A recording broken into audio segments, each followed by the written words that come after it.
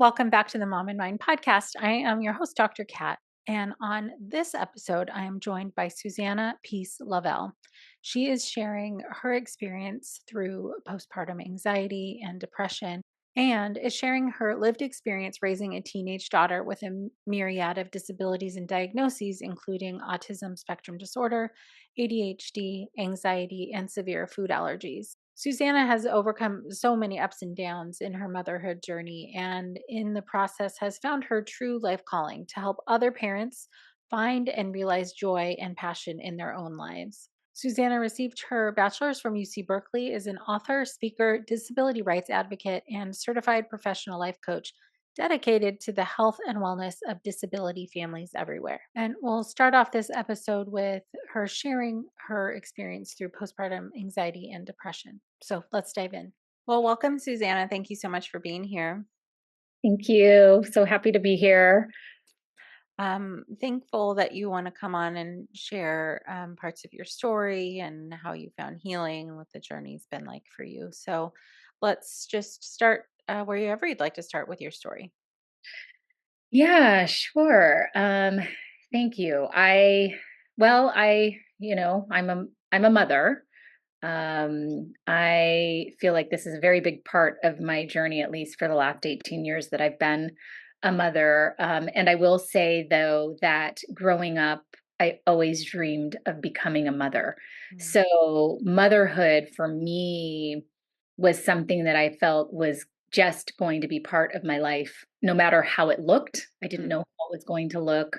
I didn't want to assume that I would be able to find a partner and have my own babies, but I just knew that in some way, shape, or form, I was going to be a mother, whether it was adopting or however it was going to look. And so that has always been a very big, strong part of my story and my desire and my motivation in growing up and doing all of the things I needed to do in life to get to the point where I would then be able to also be a mother. mm, So again, obsessed with motherhood and eventually I did find a partner who also was interested and open to having children. And so we got married, and 3 months later, I was pregnant. And I was just kind of like, okay, well, my plan is working this way. And so I was really excited about becoming a mother, even with sort of the challenges of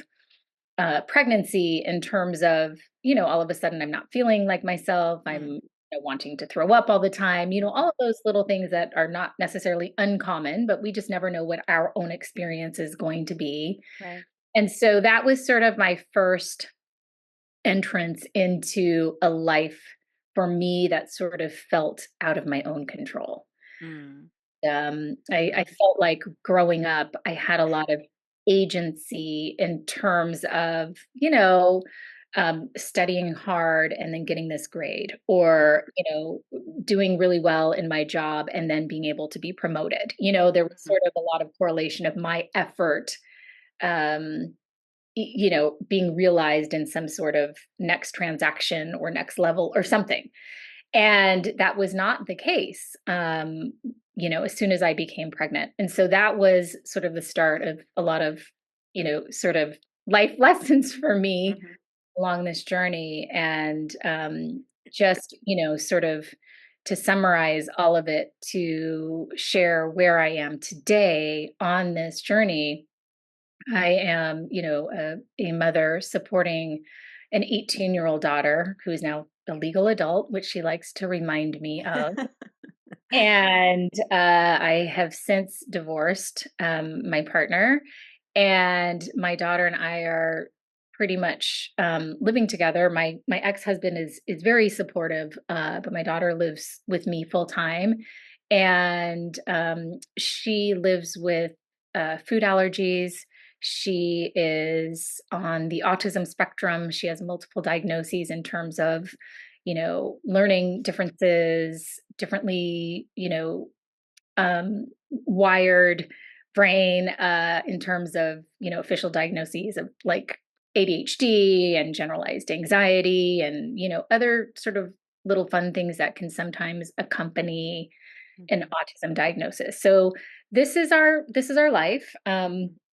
I am, I sort of live and work in the same arena. So I consult with companies, I support other disability families, I'm an author, I'm a speaker, and I really am honestly feel like I am teaching what I most need to learn on a Mhm. daily basis. Mhm. And it is equally supportive and healing for me as I find that it is for my clients as well, to be able to be sort of on this path, sharing my experiences, and also learning along the way, Right. it's just like the parallel journey that I'm on with my daughter in terms of like self advocacy and Mhm. discovery and leaning into, sort of what is most supportive for us in each moment. So Right. here we are. Right. So yeah, I mean, you had like a very significant life experience with the postpartum stuff. Yeah. And have clearly been on a healing journey and found some healing along the way. So to go back to that period of time, what was that like for you? Well, I have a lot of questions in there, but like, how did Mhm, you even know that you mhm, were dealing with anything, and what was it like? mhm. First of all, that is an excellent question. How did I even know? Because actually, for a while, I didn't know what Hmm. what what it was, what was happening Hmm. to my physical body, to my emotions, to everything.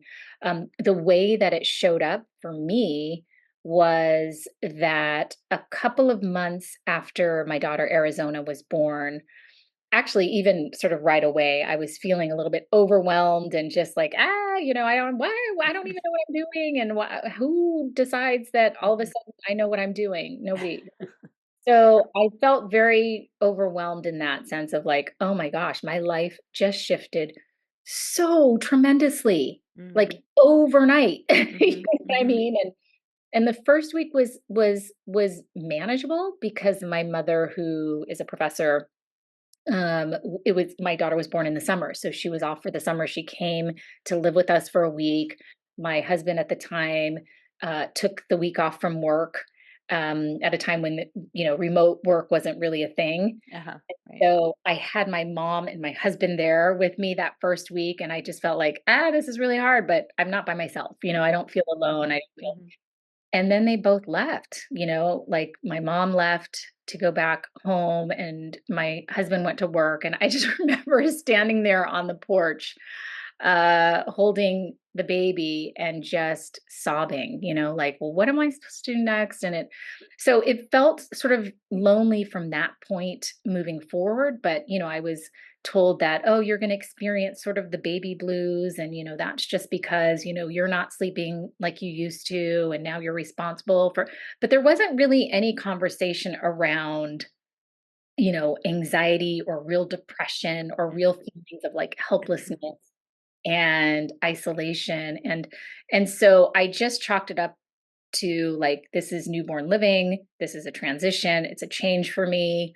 I have certainly felt like this before in terms of like away to college, like just adjusting a little bit. So I thought it was the baby blues. And then, after a couple of months of just feeling bluey all Hmm. the time, Hmm. like just like, I'm so funky, like I just don't Hmm. feel great. Hmm. um, I started feeling very anxious. Hmm. And so that was a feeling that I had also experienced my whole life. But again, I'm responsible for myself ultimately. Hmm. And now that I have this baby and I'm feeling this anxiety, it started feeling like so overwhelming in terms of like, I don't have the time and the space to try to calm down or to feel, Mm. to do the things that I normally would do to sort of get through this period, Right. Right. and so my anxiety developed into this almost manic, like overthinking situation. Like my brain Mm. was just on, like overdrive. I felt like I couldn't stop thinking. My brain like never quit.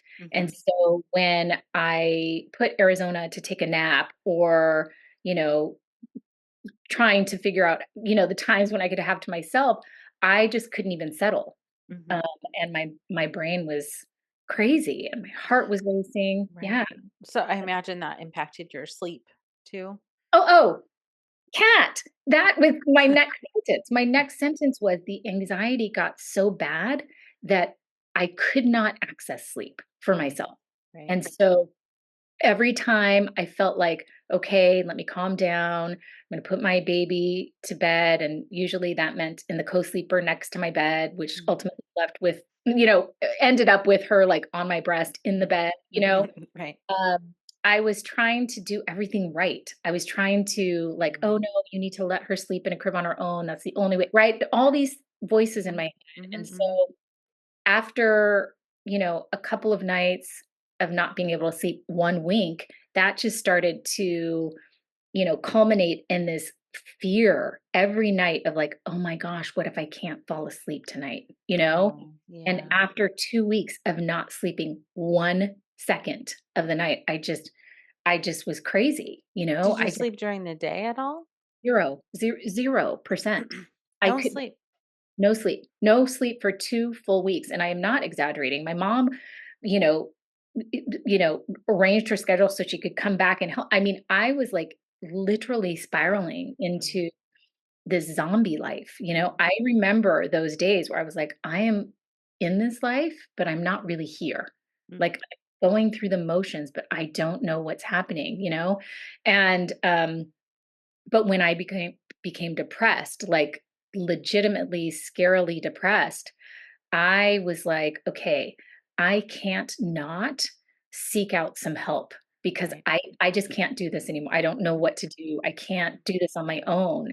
And so that was when I actually started reaching out for help, like, in the ways that I knew how to, which was, by the way, not, very accessible to me either. Like I wasn't a person who ever asked for help, let alone received it or anything.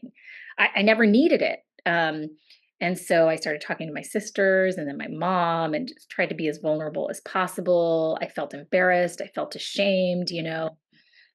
Everyone was like, "Well, aren't you just like having the best time of your life?" I'm like, "No, this is the worst experience I've ever had in my life." Yeah. "Oh, but I Yeah. thought, isn't this what you always wanted to be a mother?" Yes. And this is throwing me for a loop. I'm so confused. Again, my heart was racing, like I was experiencing physical symptoms.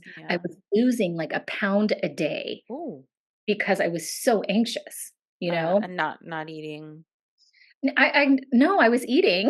It's just that I think that I was just, like, burning so many calories Uh-huh. every second of just, like, hyper, just panicking and so people were commenting on that, "Oh my gosh, your body is you just wow, you really snapped back," and I was like, "I don't wanna snap back like this." Mm-mm. Right. So it was just a very confusing, isolating, debilitating, scariest time of my life. I finally, I was the first of my friends to really have a baby and be a mom. And Mhm. so I, knew of a friend, the wife of one of my friends who I remembered her talking about how she went through a depressive period when she first had her baby. And so I reached out to her, just kind of like, hi, it's me. Mhm. The Mhm. way I heard you had this experience. Can you please share with me? And she did. And she was like, yeah, Nice. I had to be on medication for 8 weeks. And she just kept emphasizing 8 weeks, 8 weeks. And then I was off. And I was like, okay, well, anyway, tell me how you got to the point where you needed to ask for help. So I remember she came over one day and I don't know, it was like this, internal exhale of like, "Okay, I think I'm not alone. Mm.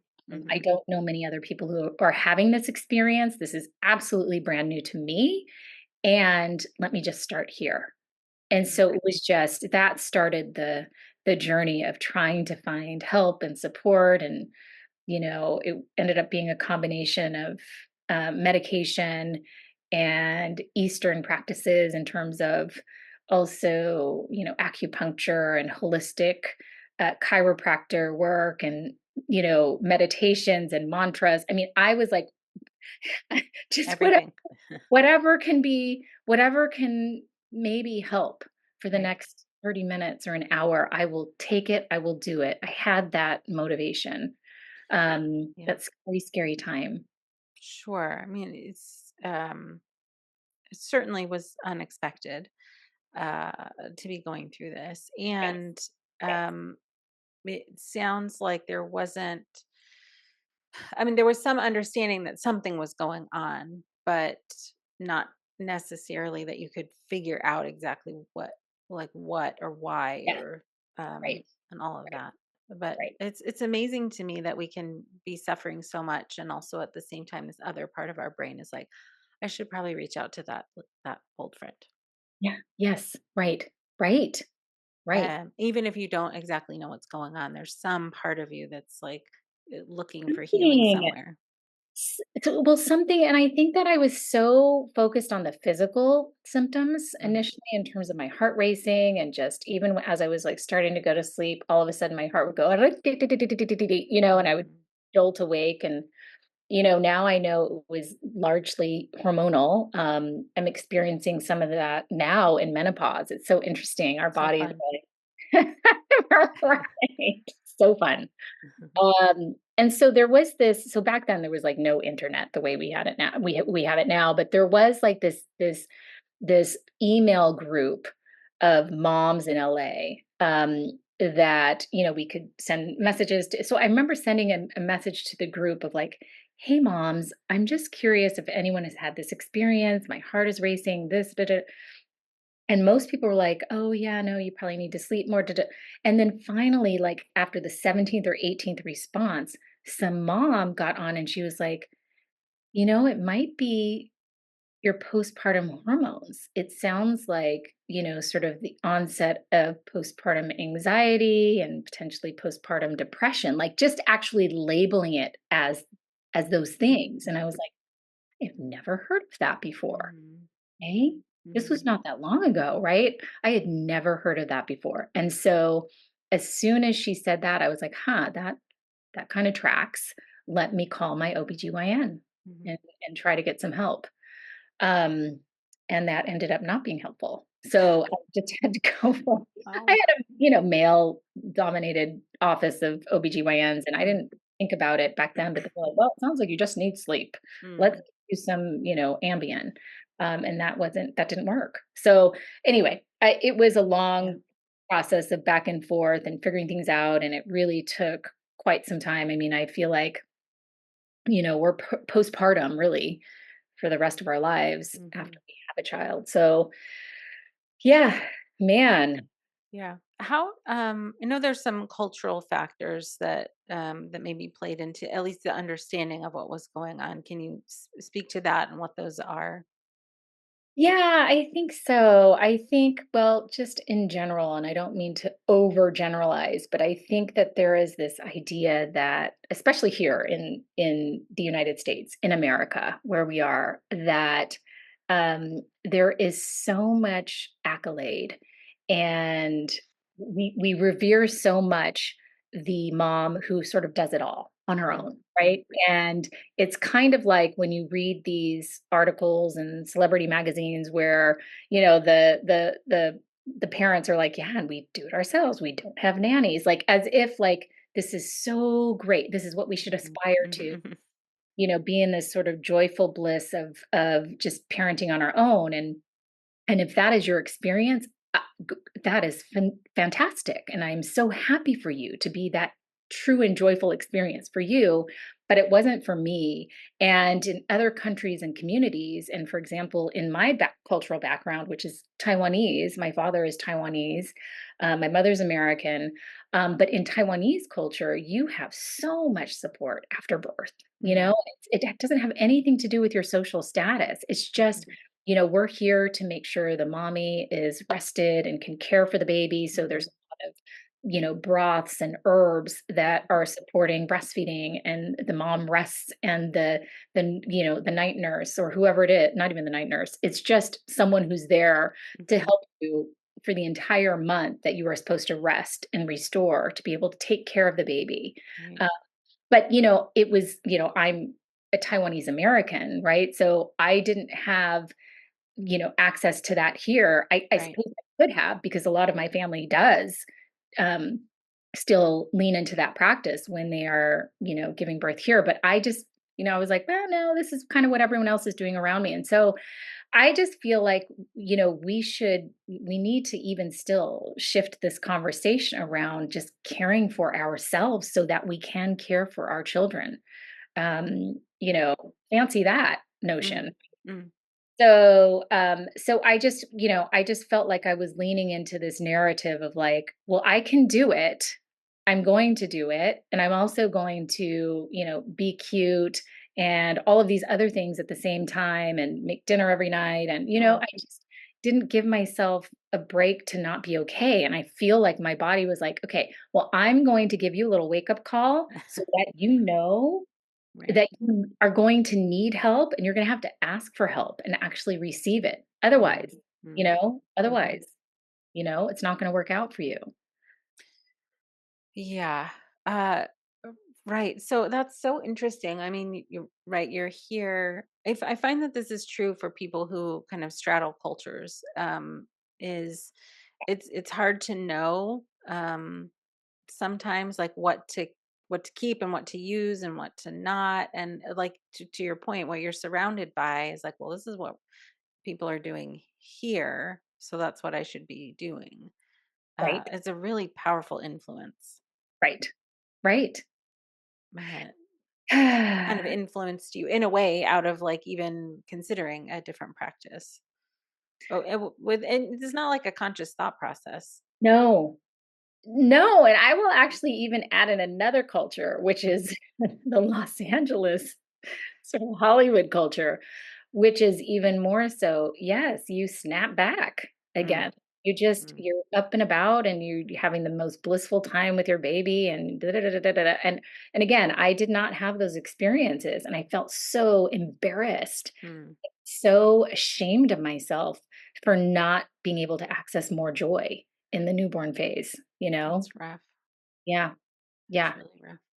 Yeah. So your family, at some point, they knew what was going on for you, Yes, or they did, and to the point where I remember it was 2 weeks after I hadn't slept, and I'd been, sharing with my mom and my sisters. One of my sister was already a mom at the time. Well, she still is a mom, but I mean, she was already a Mhm, mom to me.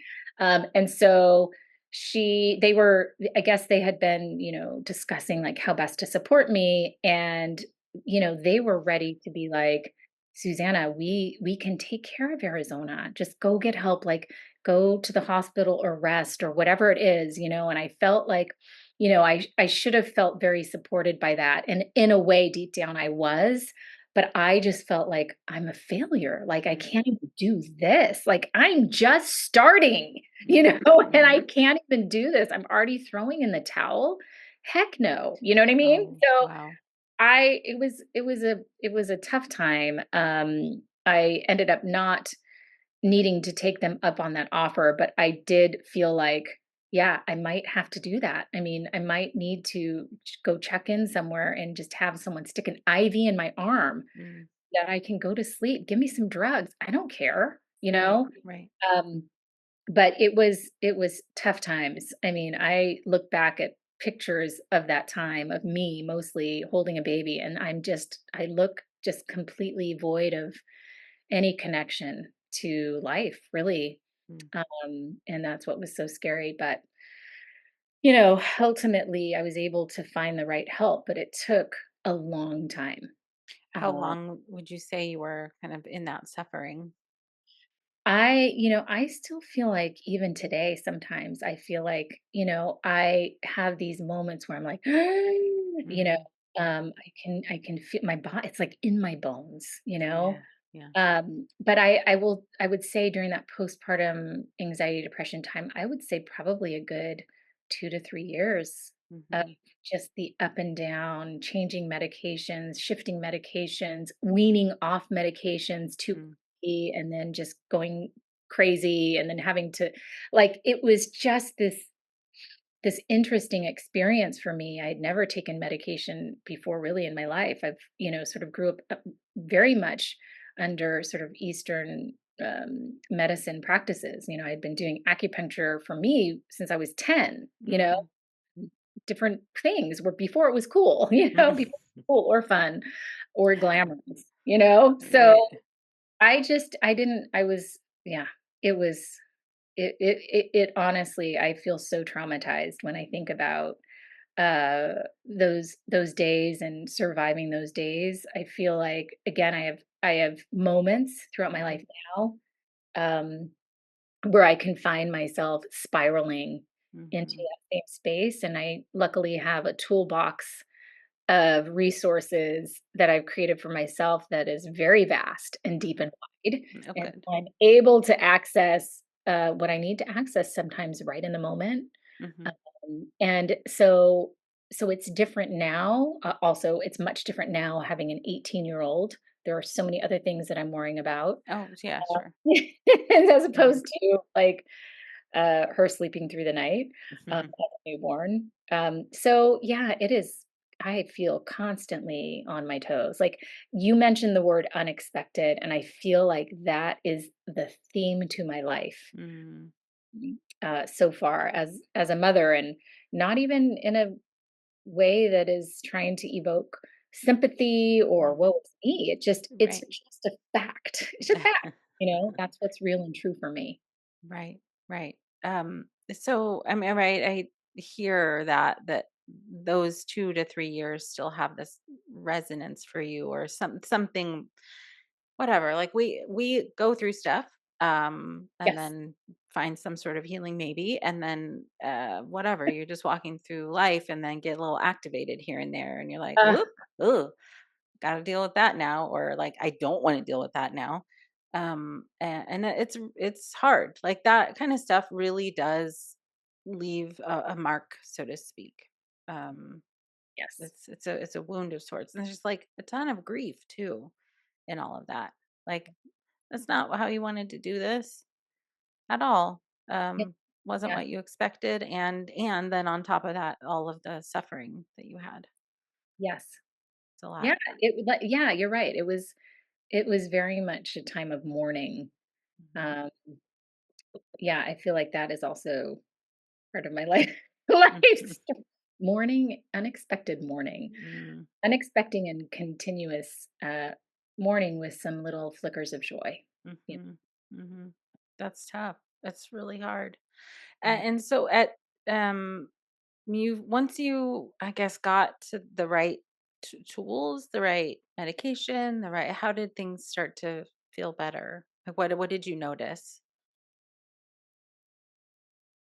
I started, well, first of all, I started feeling, this was a very slow process. So I like to liken it to the tortoise and the hare journey. Like Mhm. I am the tortoise every day of my life for everything.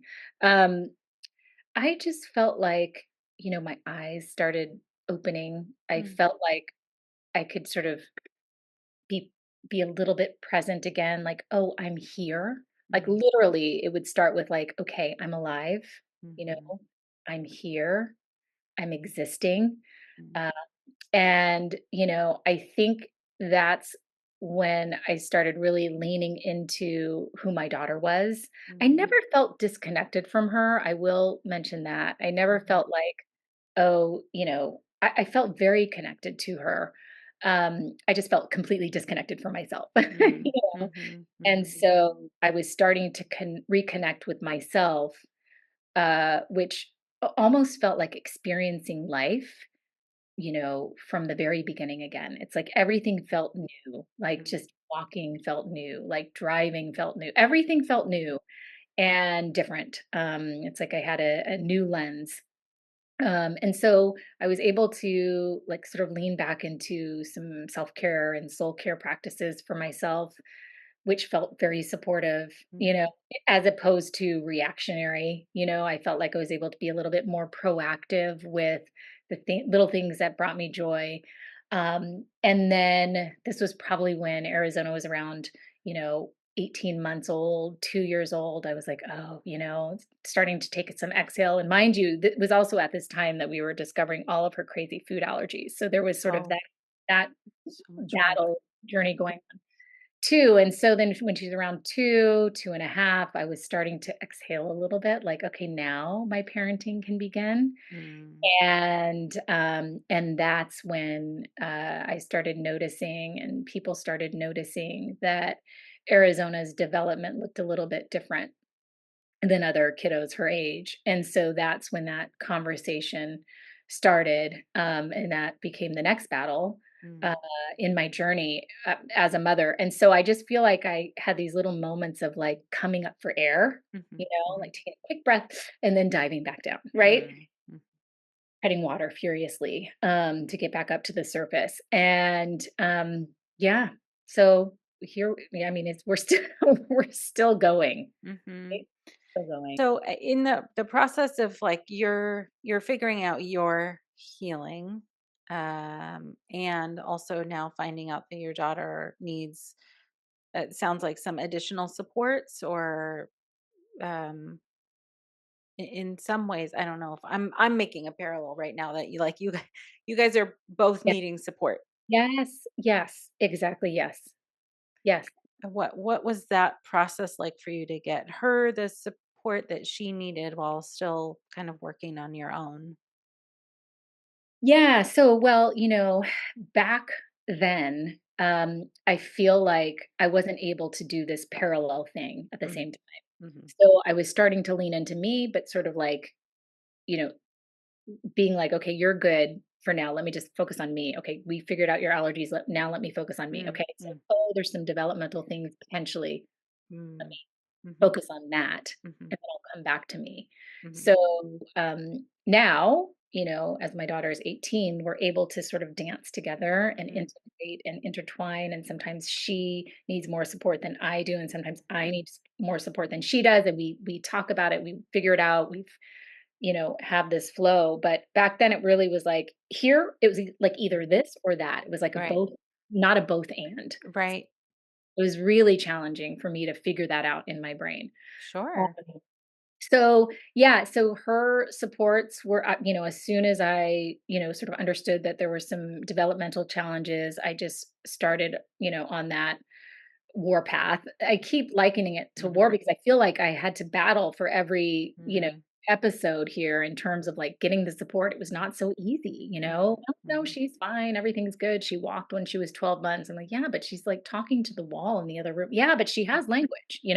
mm, So it just was again this I felt like this solo warrior of like, "Okay, no, but someone listen to me, please. No, but I'm having this feeling." "Okay, yeah, but you're having this feeling, but I'm the doctor and here are yeah, the markers," right? yeah, So that was a journey. That was a yeah, path. That was multiple appointments and me sort of trying to advocate for her. And it was very, yeah, it was a very challenging time. It just felt almost demoralizing, mhm, because I was like, but I'm not making this up, and I'm not right, trying to find things that are different or not normal, right? I'm just trying to understand this child, uh, mhm, who came through me that I'm having a hard time connecting with and understanding in terms of her intentionality mm, throughout the day and mhm, what she's saying and what she's doing and her behaviors. I'm not understanding. I just need support. So mhm, mhm, I was finally able to get in to see a developmental pediatrician. I was finally able to get right, into the regional center here, in the West Side Regional Center here mhm, in Los Angeles County. And the ball started moving forward in terms of her being able to qualify for supports and therapies. And, as soon as someone, gave me something to do, I mhm, felt like, okay, now I can be, mhm, productive mhm. and helpful and supportive in my daughter's journey. But it was, yeah, it's lots of ups and downs, lots of highs and lots of lows. That's so tough. Right. I mean, even I think you were saying like coming up for air and then treading water. I mean, it's really hard to take care of yourself while you're taking care of somebody else. Mm. It's hard to do them both at the same time. Yes. especially when things are new. I mean, this whole everything you describe is all like new, Yes. new, Yes. new to you. Um, Oh, I know. I know. I know.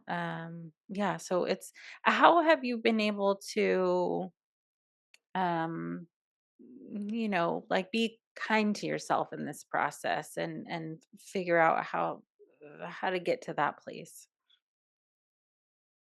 That is an excellent question. I think that, I had to hit rock bottom, Mm, honestly. I think that the person who I am, the way that I was raised culturally and just, sort of my own, you know, constitution, I feel like would not have lent itself to even being able to be awakened to these offerings and opportunities to be kind to myself if I mm, had not hit rock bottom, you know? mm, So I look at everything now in the lens of like, everything is for me.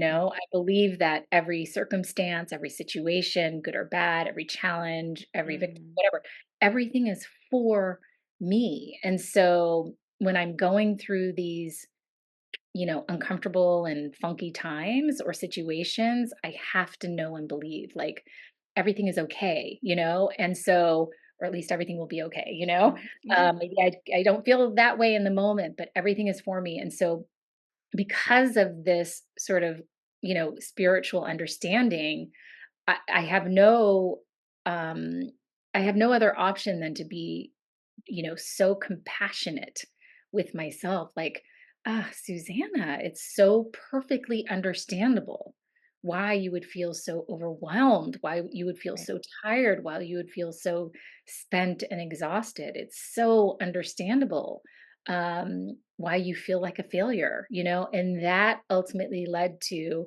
I need to just be so kind to myself. By the way, I'm so kind and compassionate toward my daughter and everyone else around me.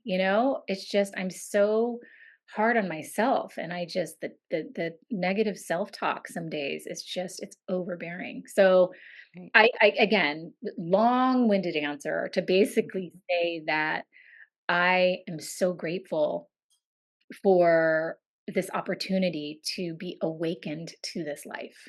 Mm, And I think that I would just be numbly going through life if my daughter had been neurotypical without any, mm, medical challenges early on. I really mm, believe that, sadly. Um, mm, but I'm just being honest. I think I would just be doing what everyone else is doing, which is like, where's your kid going to college? You know what I mm, mean? This mhm, kind of thing. mhm. So I don't know. I am grateful for the journey, and mama is tired. Yeah, and both things can be true. Yes. Yes. Yes. Absolutely. So I mean, it sounds like there's um like a real depth. I don't know what else to call it.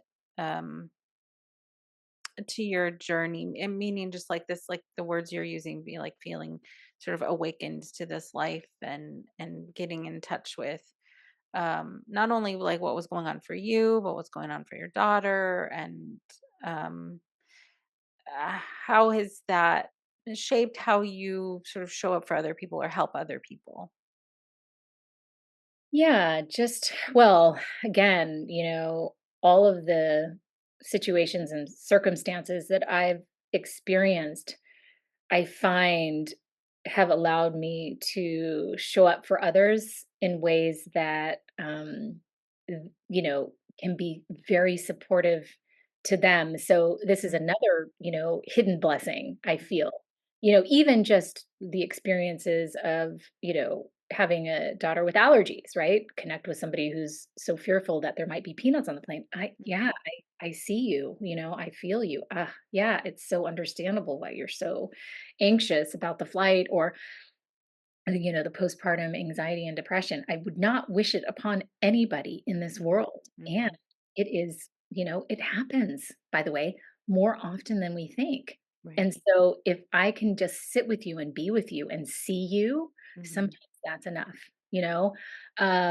The sort of disability parenting journey, the special needs parenting, Mhm. feeling isolated from, from life a Mm, lot of the times, you know? mhm, mhm, Again, like I feel so grateful for these experiences that I can share with others in my community. They've been so supportive. And like I said, it's healing for me at the same time. It's like mhm, energizing for me too to be able to support you, uh, mhm, this family with this need, you know? mhm, I mhm, feel so grateful, I feel so connected to purpose and so connected to my center in these moments and working with my community. It's like I wouldn't not be able to do it in some capacity, mhm. because it's just part of me, um, and why I'm here.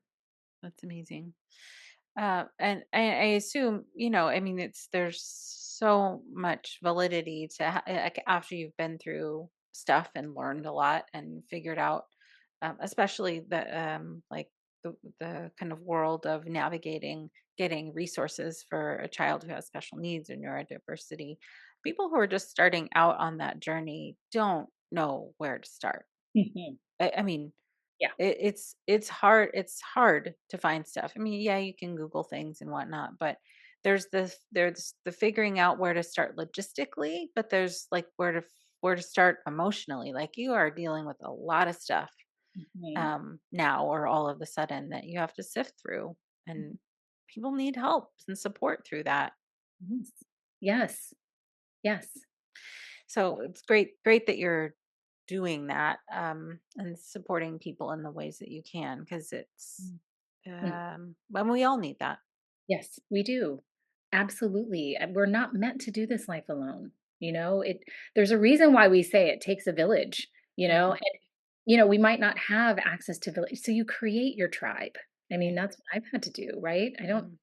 have this whole setup of, it's me and my daughter Mhm. typically on any Mhm. given day. So you just create your tribe, your supportive tribe. And yeah, you know, it is constantly intending for that for your life, I Mhm. feel. So one of the things that I think has been really supportive for me and is sort of reflecting back on the early days and sort of understanding what I felt would have been so supportive for me back then. And so I just remember thinking like I wish there was some sort of roadmap or blueprint or anything to help me go through the process of a child being newly diagnosed and just feeling alone on this journey. And so I decided to write, a memoir talking about my experiences that could be supportive and helpful to other disability families. And it took me a long time to actually get it published because it was such an emotional write for me. Every time I would sit down and start talking about my story, I'd be like, oh, I can't relive this. Very, like I was very traumatized. Okay. Um, but ultimately and eventually, I wrote like 300 or 400 pages of just like kitchen sink, like just dumping out all of my feelings and emotions and experiences.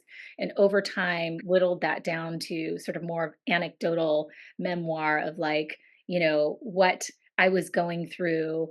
And then, adding in sort of like this corner at the end of each chapter and tips and hints around like, okay, what I know now that I wish I would have known back then that Mhm. might be helpful to anyone who might be going through any part of this right now. And so now it's this 110-page little gem that I feel like is very easy to read. It's called Your True Self is Enough Lessons Mhm. Learned on My Journey Parenting a Child with Autism. My daughter, Arizona, actually wrote the title. So it's her words, Your True Oh, Self is Enough. She wrote the foreword too, like, what does she want other families to know and oh, that's understand beautiful. about her? Yeah, well, that was also our compromise because she was like, I don't want you talking about me, Mhm. 'cause she's a teenager now, right? And I was Mhm. like, yeah, I know, it's my story. You Mhm. know what I mean? But and yet, we're in this life together. I see you, I hear you, I understand your worries and your concerns. So let's figure out how we can work together. And I feel like that's just a metaphor for, us in this Mhm. journey as mother and daughter. So feel so grateful for that. So I hope that my little book can be helpful to families like me. That's awesome. Oh, where can people find your book? Well, it's on Amazon. You can purchase on Amazon, but also my website has, pretty much everything that I offer. I have an online course that's helpful for managing life as a special needs family, thriving in this life potentially. I have some materials. Of course, a link to my book is there, and my website is my first, middle, last name.com. So I'll say it first and then I'll spell it. It's www.susannapeacelavelle.com, SusannaPeaceLovell.com. And my Instagram handle is at Mama Peace, MAMAPEACE. So, yeah, I'm very approachable and available to help in any way that I can. This is my calling. I am in service to my beloved community. I'm here with you. We all have different stories and circumstances and Right. details, right? Right. But I'm here. That's great. Well, thank you so much for sharing your story, your journey, and just being open and honest and real about what it's been like. You know how helpful it is to Yes. hear like real stuff. And so I hope that other people who are listening and hearing this too can feel validated and heard by your experience. Yeah. Thank you, Kat. Thanks for having me in this platform. Thank you. Thank you again, Susanna, for sharing your experience with us. And if you would like to get connected with Susanna, you can go to her website, susannapeacelavelle.com, and also find her on Instagram at Mama Peace. And make sure you're following this podcast so that you can get all of the episodes downloaded directly to you. And while you're there, please do give us a rating. It is so useful for this podcast to have star ratings and to have reviews so that when other people are looking for a perinatal mental health resource, they know that this one will be helpful for them. Thank you so much for being here. Until next time.